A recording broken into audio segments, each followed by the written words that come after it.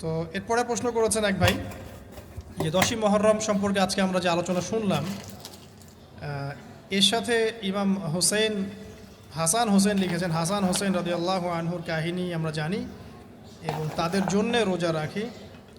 তাদের গল্পের সাথে মুহররমের 10 তারিখের গুরুত্ব সম্পর্ক কতটুকু? খুবই চমৎকার একটা প্রশ্ন। আপনার যে প্রশ্ন যে হুসাইন রাদিয়াল্লাহু আনহুর শাহাদাতের সাথে এটার কি সম্পর্ক, এটা আমি একটু আপনাকে ব্যাখ্যা করছি। 10ই মুহররমে আল্লাহ রাব্বুল আলামিন ফিরআউনের কবল থেকে মূসা আলাইহিস সালাম এবং বনু ইসরাইলকে মুক্তি দিয়েছেন। এটা ছিল মুহররম মাসের 10 তারিখ। এই নিয়তে আমরা সওম রাখি, এই নিয়তে আমরা রোজা রাখব।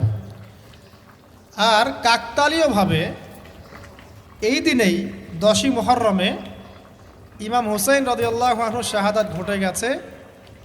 এটা প্রায় 60 কি 62 হিজরি থেকে ঘটনা। কথা কি বুঝতে পারছেন?